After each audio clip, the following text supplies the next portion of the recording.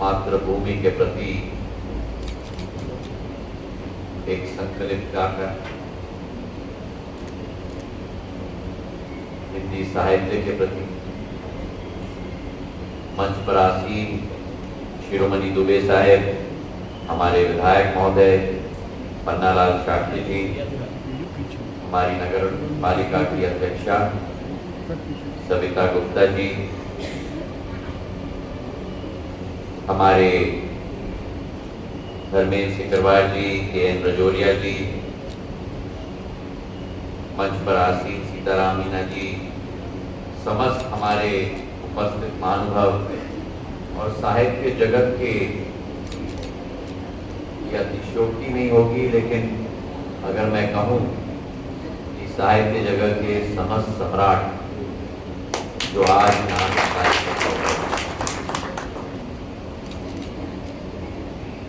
हिंदी साहित्य भारती इस अधिवेशन में सरस्वती शिशु मंदिर में उपस्थित होकर मैं अपने आप को गौरवान्वित मानता हूं और सौभाग्यशाली मानता हूं। ये वो संस्था है सरस्वती शिशु मंदिर, जिस संस्था को मेरी आजी अम्मा पूर्व राजमाता साहब ने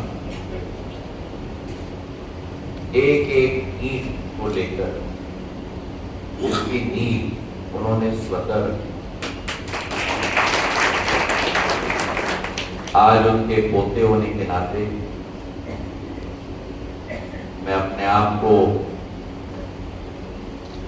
अत्यंत सौभाग्यशाली मानता हूं और भावुक भी कि जिस संस्था के साथ मेरी आजी अम्मा का साहित्य के साथ मस्तिष्क का एक रिश्ता होता है, शिक्षा के साथ एक मस्तिष्क का रिश्ता होता है, लेकिन उनका एक दिल का रिश्ता था। उस संस्था में आज मैं यहाँ उपस्थित हूँ।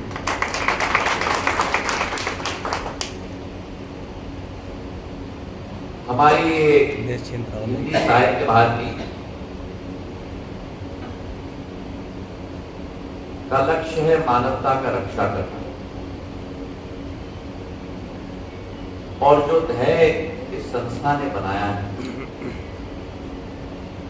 कि मानव बन जाए जग सारा, ये पावन संकल्प हमारा, इससे ऊंचा लक्ष्य शायद किसी संस्थान की पूरे विश्व में, और जिस प्रण के साथ, जिस संकल्प के साथ मैं देख रहा हूं कि हमारे संस्था के पदाधिकारी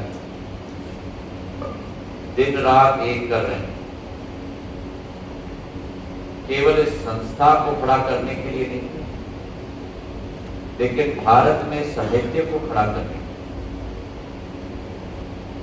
एक भारत के नागरिक होने के नाते मैं अपने हृदय की गहराइयों से संस्था के सभी पदाधिकारियों को दिल की गहराइयों से धन्यवाद देता हूं। और मुझे इस बात की बहुत खुशी है कि ये संस्था केवल देश के अंदर नहीं है,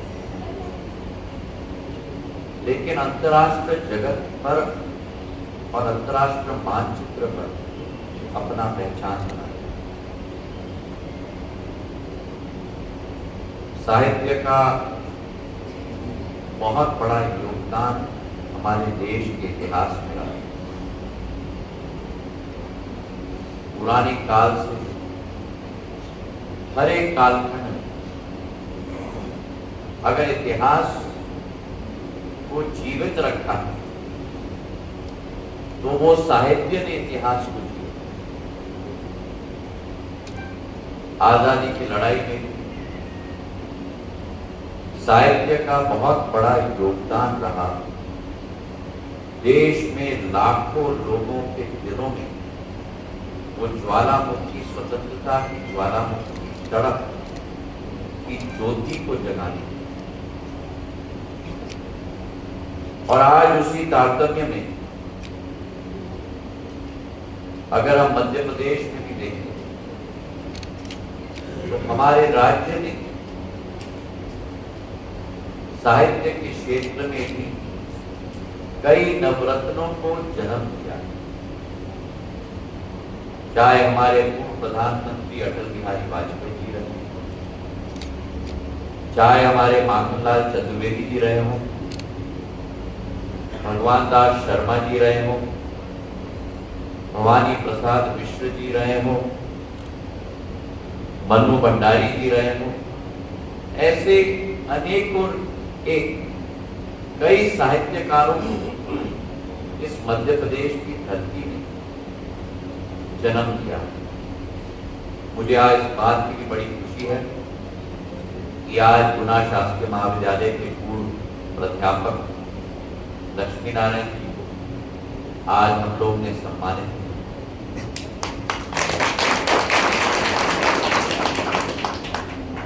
उनके किताबों का विमोचन आज इस कार्यक्रम में हुआ। उनका एक लंबा इतिहास साहित्य के साथ जुड़ा हुआ रहा और आज सभी हस्तियों को जिनको हमने सम्मानित किया, मैं अपने हृदय की गहराइयों से बधाई और साधुवाद देता हूं। अब आज के युग में साहित्य का क्या रोल?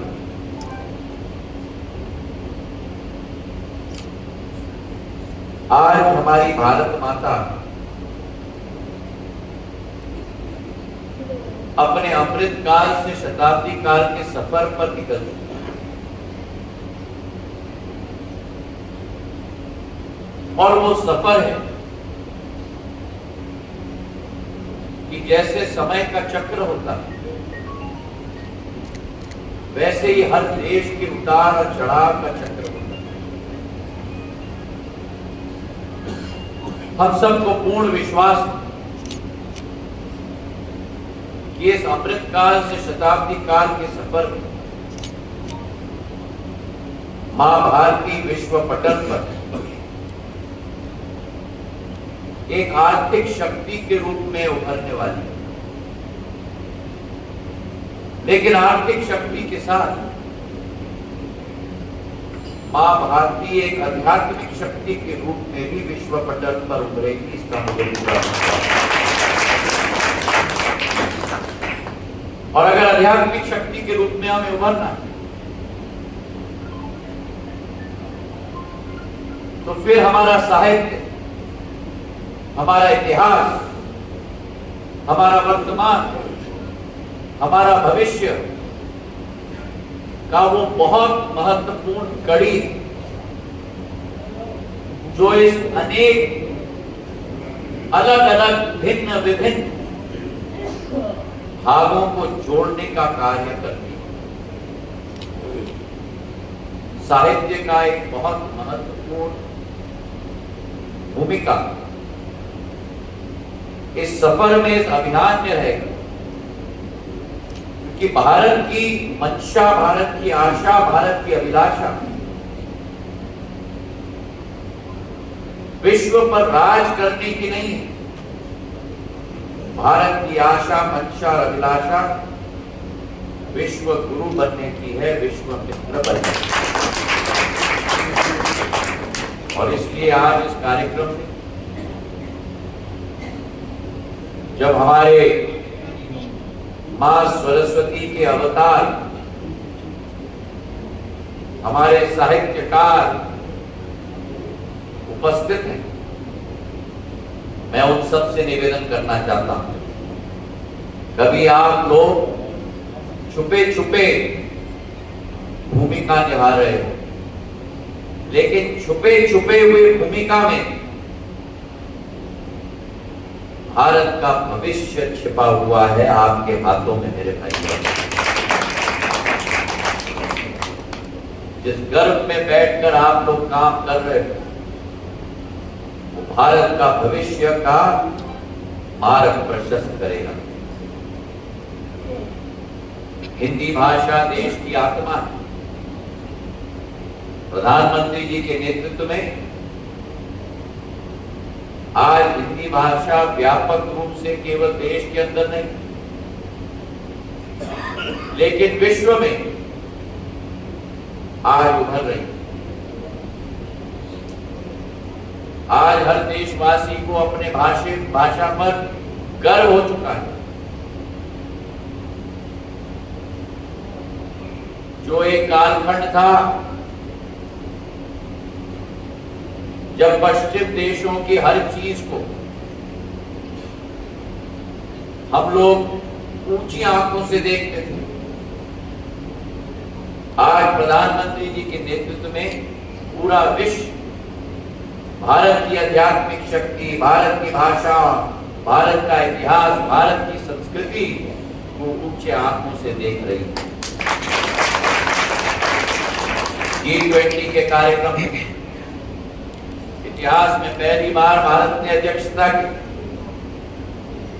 सामान्य तौर पर किसी भी देश जब G20 की अध्यक्षता करता है तो केवल अपनी राजधानी तक सीमित हो जाता है।